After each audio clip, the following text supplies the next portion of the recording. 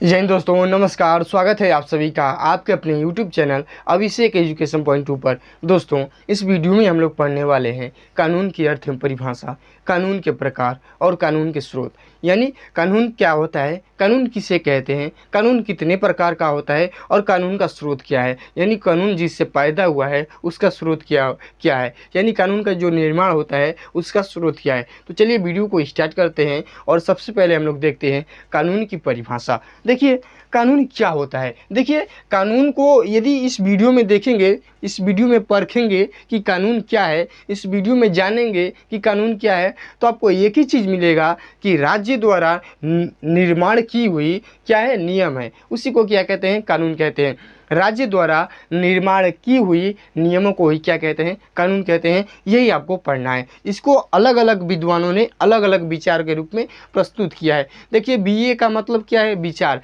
इसमें कई ठे विचारों को पढ़ना रहता है। जैसे कि कोई विद्वान आया, उसने कहा कि कानून ये है, कोई अलग विद्वान आया, उसने कहा कि नहीं कानून ये है। इसी चीज़ को ज़्यादा पढ़ना पड़ता है। देखिए चलिए सबसे पहले हम लोग परिभाषा देखते हैं। देखिए पहला परिभाषा है, राज्य द्वारा निर्मित और लागू किए जाने वाले नियमों को ही कानून कहते हैं। पहला ही बता दिया कि जो राज्य नियम को बनाता है, जो राज्य नियम को बनाता है और राज्य के आंतरिक क्षेत्र में उसे लागू करता है, उसे क्या कहते हैं, कानून कहते हैं। और परिभाषा भी कह रहा है कि राज्य द्वारा निर्मित और लागू किए जाने वाले नियमों को ही कानून कहते हैं। यानी जिन नियमों का राज्य निर्माण करता है और उसे अपने प्रजाओं में लागू करता है वह क्या है, कानून है। अब देखिए दूसरा परिभाषा, दूसरा संप्रभुता का आज्ञा ही कानून कहलाता है। संप्रभुता का आज्ञा ही कानून कहलाता है। इंग्लिश में देखिए law is the command of sovereignty. इस परिभाषा को लिखे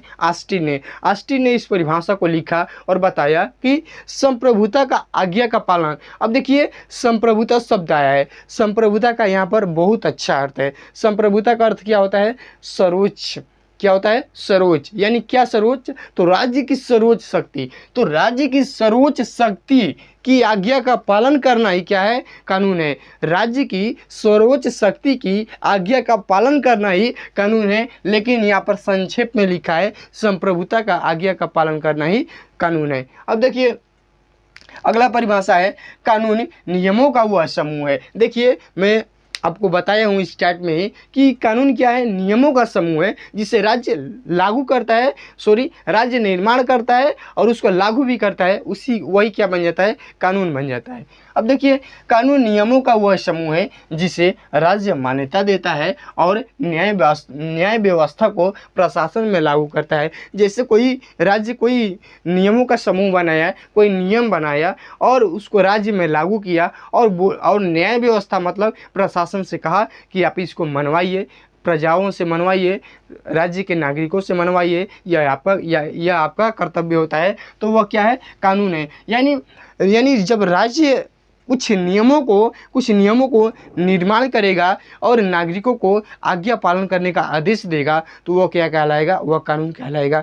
अब आज्ञा पालन का आदेश देगा, अब इसको मनवाने की जिम्मेदारी किसकी है, तो न्याय व्यवस्था की है। न्याय व्यवस्था का मतलब न्यायालय हो गया, हमारे यहाँ प्रशासन हो गया। तो इनको क्या करता है, कहता है कि आप नागरिकों से मनवाइए इस कानूनी नियम को।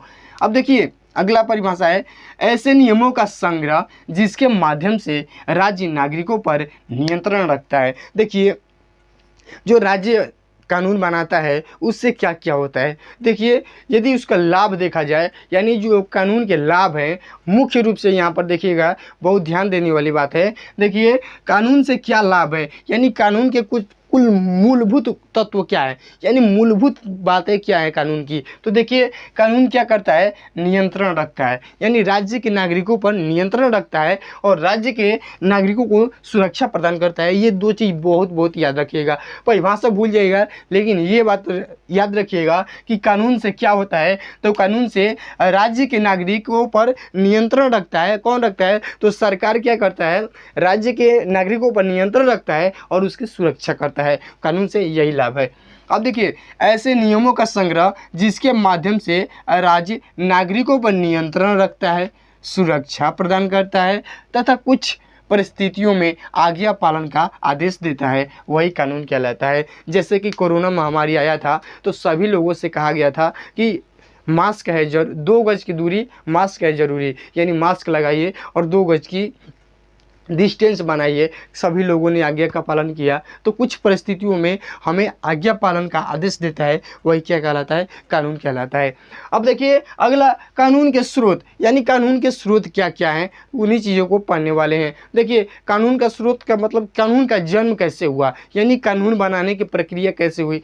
आजकल के ज़माने में तो विधानमंडलों के द्वारा कानून का, आधुनिक समय में विधानमंडलों के द्वारा कानून का निर्माण किया जा रहा है, लेकिन पहले प्राचीनतम रूप से कानून का निर्माण किया जाता था और उन्हीं पर रिसर्च करते करते उनको मान्यता मिल गई, उनको प्राथमिकता मिल गई और उन्हीं के आधार पर कानून का निर्माण हुआ। अब देखिए कानून के स्रोत, देखिए ऐसे साधन जो कानून का निर्माण करते हैं, यानी ऐसे तथ्य, ऐसे तत्व, ऐसे कारक जो कानून का निर्माण करते हैं वही क्या कहलाता है, कानून का स्रोत कहलाता है। यानी जो कानून के निर्माण में भूमिका निभाते हैं, यानी जो कानून के निर्माण में भूमिका निभाते हैं उन्हीं को क्या कहा गया, कानून का स्रोत, कानून का उद्गम। तो देखिए फर्स्ट ऑफ ऑल आता है रीति रिवाज।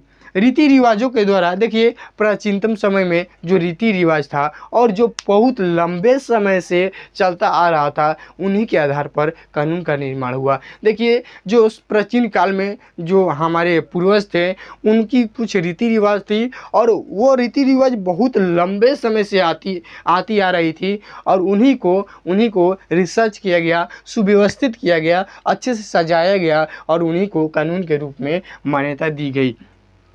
तो सबसे पहला कारक क्या था, रीति रिवाज। यानी रीति रिवाजों के आधार पर जो चीज़ अच्छी थी, जो प्राचीन समय से लगातार आ रही थी, बहुत लंबे समय से आ रही थी, उसको कानून के रूप में मान्यता दी गई। अब देखिए दूसरा है धर्म। देखिए धर्म भी कानून निर्माण की सबसे महत्वपूर्ण हिस्सा है। जैसे रीति रिवाज में क्या होता था कि लंबे समय से जो पूर्वजों द्वारा न्याय व्यवस्था आ रही थी, जो कानून चली आ रही थी, वो क्या हुआ, उसे कानून के रूप में मान्यता दी गई। उसी तरह धर्म, पहले लोग क्या करते थे, भगवान पर विश्वास करते थे, अलग अलग धर्म वाले अलग अलग भगवान पर विश्वास करते थे। तो ऐसे करते करते यह भी एक कानून निर्माण की प्रक्रिया बन गई। तो दूसरा क्या है, धर्म। तीसरा है न्यायिक निर्णय। न्यायिक निर्णय, देखिए जब धर्म का विभाजन हुआ, जब लोगों ने कहा कि नहीं ये गलत है, ये भगवान नहीं होते हैं, ये नहीं होते हैं, तो जब धर्म का विभाजन हुआ, समाज अलग अलग रूपों में बटा, तो वहाँ पर जो समस्याएं उत्पन्न होती थी उसको सुलझाने के लिए अब उस समाज में देखा जाता था कि कौन अच्छा व्यक्ति है, कौन समझदार व्यक्ति है, कौन शिक्षित व्यक्ति है, उनसे लोग निर्णय लेते थे। तो वही क्या बन गया कानून। और वही प्रथा आज भी देखेंगे कि जैसे जो पढ़े लिखे हैं, जैसे कि IAS ऑफिसर हो गए, जो DM बनते हैं, तो पूरे ज़िले को चलाते हैं। तो क्या है, हमसे क्या है, शिक्षित हैं। पूरे ज़िले में जितने लोग हैं उनसे क्या है, शिक्षित है। और वही व्यवस्था देखेंगे तो यहाँ पर भी बता रहा है कि न्यायिक निर्णय, जब धर्म से लोगों पर धर्म का विश्वास टूटा तो लोगों ने क्या किया, अलग अलग वर्गों में विभाजित होना शुरू कर दिया। और क्या हुआ कि जो यदि समस्या उत्पन्न होती थी तो लोग कहाँ जाएंगे भाई, तो उसी में जो शिक्षित था, जो एजुकेटेड था, जो थोड़ा जानता था, उन्हीं से लोग अपने विचारों को लेते थे, अपनी समस्या को उनके पास सुलझाया करते थे। तो वही क्या हुआ, न्यायिक निर्णय, यानी न्याय के खिलाफ निर्णय करना। अब देखिए अगला है कानूनी टिकाए। कानूनी टिकाए का मतलब है कि देखिए विद्वानों ने कानून के लिए अलग अलग ग्रंथों की रचना की, यही क्या कहलाया, कानूनी टिकाए। यानी कोई पूछेगा कि कानूनी टिकाए क्या है, तो अलग अलग विद्वानों ने न्याय के लिए, किसी समाज को चलाने के लिए न्याय के बारे में और उसके अधिक महत्वपूर्ण देने के लिए ग्रंथ का निर्माण किए और उसी में कैसे समाज को चलाया जाए इसके बारे में वृत्तांत दिया और वही क्या कहलाया, कानूनी टिकाए। यानी कुछ विद्वानों ने कानून के बारे में ग्रंथ की रचना की, उसी को क्या कहलाया गया, कानूनी टिकाए की कहलाया गया। अब देखिए औचित्य नीति। औचित्य नीति का मतलब कि देखिए कभी कभी ऐसी कंडीशन आती थी कि न्यायाधीश क्या होता था, जो न्याय करने में असमर्थ रहता था, यानी उसको उसको मतलब कि अनुभव ही नहीं होता था कि ये गलत है या सही है। उस टाइम क्या करता था कि अपने ज्ञान के माध्यम से, प्रेजेंट ऑफ माइंड के माध्यम से जो उसको सही लगता था उसी को निर्णय देता था, और वही क्या कहलाता था, औचित्य नीति। औचित्य नीति उसी को कहा गया जब वो कंफ्यूज हो जाता था कि यह कौन सा केस राइट है, कौन सा केस रॉन्ग है, उसी के हिसाब से जो उसकी प्रेजेंट ऑफ माइंड काम करती थी, यानी जो उसका मतलब कि कानूनी विज्ञान में जो शिक्षा था उसी के आधार पर क्या करता था, जनता को निर्णय सुनाता था। जब ये कंफ्यूज हो जाएगा, देखिए याद रखिएगा कि जब ये औंजा जाएगा तो क्या करेगा, अपने मन में जो आएगा वो करेगा। तो जब देखिए औ का मतलब कि औंजा जाना, चित्त का मतलब मन, यानी मन का मतलब दिमाग। जब न्यायपालिका या न्यायाधीश का दिमाग औंजा जाता था तो क्या करता था, अपने मन से निर्णय सुनाता था, उसी को क्या कहा गया, औचित्य नीति कहा गया। अब देखते हैं कानून के प्रकार। देखिए कानून 8 प्रकार के होते हैं। पहला है व्यक्तिगत कानून। व्यक्तिगत कानून का मतलब होता है प्राइवेट लॉज, यानी प्राइवेट का मतलब पर्सनली। तो देखिए व्यक्तिगत कानून में क्या होता है, व्यक्ति का पर्सनल कानून होता है। जैसे देखिए व्यक्ति का आपसी संबंध की विवेचना, इसमें क्या होती है कि व्यक्ति के आपसी संबंध की विवेचना होती है। जैसे ज़मीन खरीदना है, बेचना है, तो सब गांव में हालत थोड़ी ना करेंगे, आपसी चीज़ है। 2 लोग आएंगे, ज़मीन खरीदनी है, वो बेचेगा, किनेगा, लिखा पढ़ी होगा, तो क्या है, ये आपसी पॉइंट है। तो इसी को क्या कहा गया, व्यक्तिगत कानून। व्यक्ति को व्यक्तिगत कानून दिया जाता है, जैसे कि आप अपना ज़मीन खरीद बेच सकते हैं, ये क्या है, व्यक्तिगत है। अब देखिए सार्वजनिक कानून, सार्वक मतलब सभी, जनिक मतलब लोग, कानून का मतलब कानून, यानी इसमें सभी लोगों को कानून का पालन करना पड़ता है। देखिए व्यक्ति का सरकार या राज्य के साथ संबंध, यानी जो व्यक्ति होता है वो सरकार के साथ जुड़ा रहता है। तो कैसे जुड़ा रहता है, जैसे टैक्स, कोई कर वसूल करना हो तो जनता क्या करेगी, सरकार को देगी। तो इसमें क्या होता है, व्यक्ति क्या होता है, सरकार से जुड़ा रहता है, यानी सार्वजनिक, सभी लोग इसमें क्या होते हैं, सरकार से जुड़े रहते हैं। और सरकार से जुड़े रहने का मतलब जैसे टैक्स लगाता है सरकार, तो उसका भरपाई करना पड़ता है नागरिकों को। अब देखिए संवैधानिक, यानी संविधान के अनुसार कानून, यानी जो संवैधानिक कानून है वो क्या है, देखिए सरकार राज्य के नागरिकों का संबंध, इसमें सरकार का भी संबंध है। जैसे कि चुनाव हो गया, विभिन्न सरकार के विभिन्न स्तरों का, विभिन्न अंगों का निर्वाचन हुआ, वो इसी के अंतर्गत आता है। और क्या है, राज्य के नागरिकों का संबंध, यानी राज्य के नागरिकों का और सरकार का इसमें संबंध को प्रस्तुत किया गया है। सरकार का मतलब कि जो इनका निर्वाचन होता है उस प्रक्रिया को यहाँ पर रिप्रेजेंट किया गया है। अब देखिए चौथा है सामान्य कानून, यानी सामान्य का मतलब सिंपल का मतलब नागरिकों के दैनिक जीवन से संबंधित, जो हम लोगों का रोज़ाना का रूटीन है वह क्या है, सामान्य कानून है। जैसे कि नागरिकों का दैनिक जीवन में होने वाली घटना, जैसे कि कर हो गया, जैसे कर देना है, जैसे आप जा रहे हैं, गाड़ी चला रहे हैं तो हेलमेट नहीं पहने हैं तो आपको जुर्माना लग सकता है। ये क्या है, कुल ये सब क्या है, दैनिक जीवन में संबंधित है, दैनिक जीवन में होने वाली घटना है।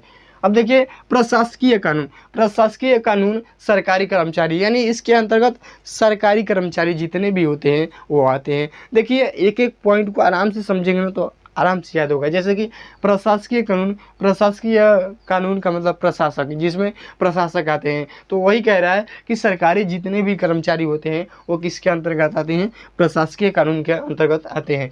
देखिए यदि क्वेश्चन यहाँ से बनता है कि सर्वोच्च, यानी सर्वोच्च प्रशासकीय कानून किस देश का है, किस देश के कानून